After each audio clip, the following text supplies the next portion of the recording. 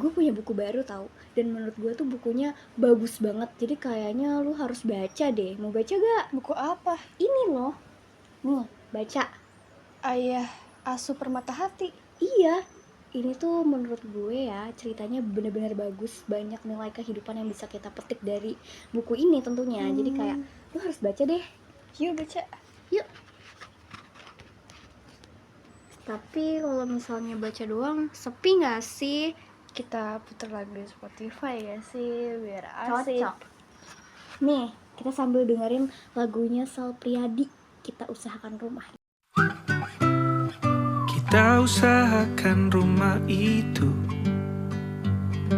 dari depan akan tampak sederhana, tapi kebunnya luas, tanamannya mewah megah. A few moments later.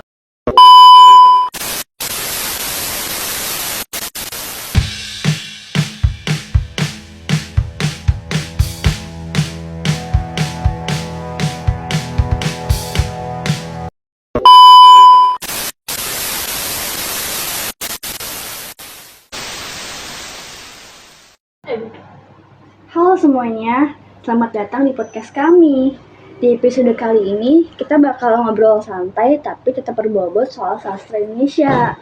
Mulai dari cerita-cerita lama yang dulu cuma dituturkan, sampai sastra yang sekarang bisa dibaca lewat HP.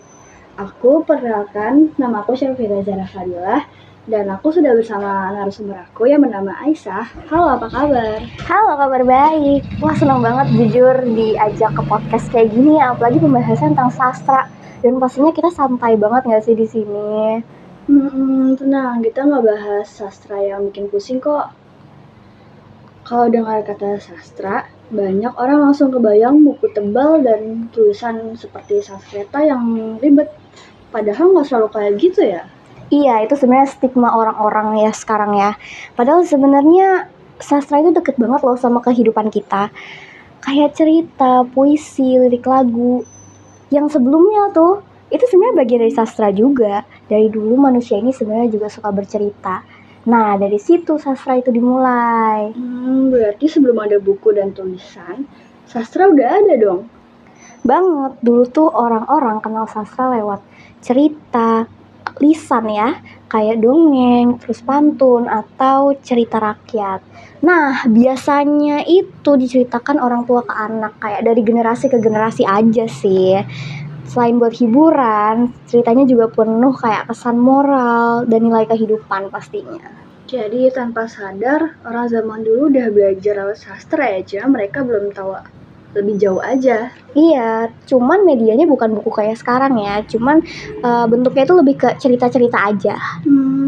Terus kapan sastra mulai ditulis? Nah, sastra itu mulai ditulis ketika pengaruh luar dari kayak Hindu dan Buddha itu masuk. Mulai ada karya sastra yang ditulis yang biasanya itu berkembang di lingkungan-lingkungan kerajaan. Isinya banyak tentang kepahlawanan, ajaran hidup, kepercayaan, tapi bahasanya tuh masih puitis dan simbolis banget. Berarti belum semua orang bisa menikmati ya? Betul, masih terbatas banget. Terus kapan sastra mulai lebih dekat ke masyarakat luas? Nah, saat Islam berkembang, bahasa Melayu itu kan juga mulai banyak ya digunakan ya. Nah, sastra itu jadi lebih mudah dipahami. Bentuknya tuh kayak hikayat, syair, dan isinya tuh banyak mengangkat nilai-nilai agama serta etika hidup. Nah, di sini nih sastra mulai terasa lebih membumi dan lebih komunikatif. Kalau masuk ke zaman penjajahan, sastra ikut berubah juga ya?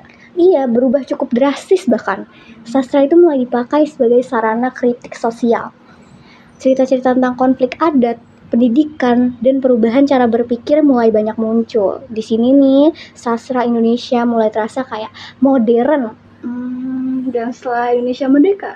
Makin berani. Jadi sastra itu makin berani lagi nih setelah Indonesia merdeka. Banyak penulis-penulis tuh kayak menyampaikan keresahan-keresahan mereka tentang Indonesia, menyampaikan keresahan tentang perjuangan, kritik terhadap kondisi sosial dan politik. Pokoknya banyak deh, jadi lebih berani gitu mengekspresikan apa yang pengen mereka sampaikan. Gitu. Kalau sekarang sastra Indonesia wajah seperti apa? Sastra Indonesia sekarang itu lebih bebas dan beragam. Tema yang dibahas itu luas banget, nggak kayak sebelum-sebelumnya yang cuma agama, adat istiadat, dan lain-lain. Tapi kita juga membahas tuh sekarang sastra ini ada identitas, cinta, gender, politik, sampai keresahan-keresahan anak-anak muda gitu. Itu dulu. Media digital ini juga bikin siapapun bisa menulis dan mempublikasikan karyanya ya. Jadi kayak anak-anak muda ini lebih gampang aja gitu buat mempublikasikan karya-karya mereka. Aduh, itu kan dua.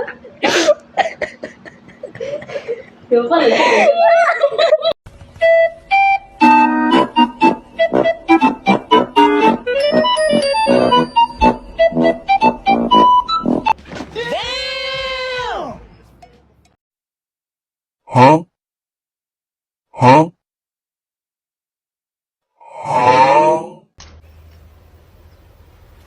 Wait a minute. Who are you?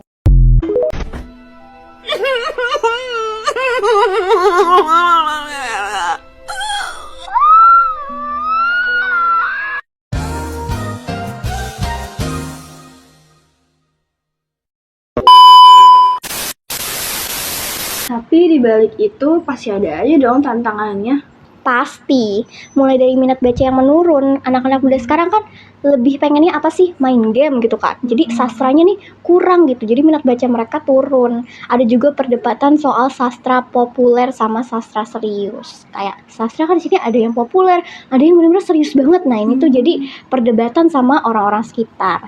Sampai masalah pembajakan karya, di mana orang-orang di sini tuh kayak banyak yang membajak ya, padahal kan sebenarnya itu tuh nggak boleh gitu. Nah, itu dilakukan sama orang-orang yang nggak bertanggung jawab. Nah, belum lagi ada pasar yang kadang lebih menentukan arah sastra daripada kualitasnya. Berat juga ya ternyata. Terus kita sebagai generasi muda bisa ngapain untuk jadi lebih baik? Banyak hal yang bisa kita lakuin. Mulai dari membaca, mengapresiasi, sampai kita juga ikut menulis. Gak perlu langsung jadi penulis besar deh yang nyiptain novel. Tapi kita juga penting buat peduli sama menghargai karya-karya sastra gitu. Berarti sastra nggak akan mati selama masih ada yang membaca dan bercerita ya? Persis. Dari obrolan ini kita bisa lihat kalau sastra Indonesia itu hidup dan terus berubah. Dari cerita lisan sampai platform digital, semuanya bagian dari perjalanan sastra kita. Dan masa depannya itu ada di tangan generasi-generasi kita. Terima kasih sudah ngobrol sama kami berdua. Sampai jumpa di podcast selanjutnya. Bye-bye. Yeay!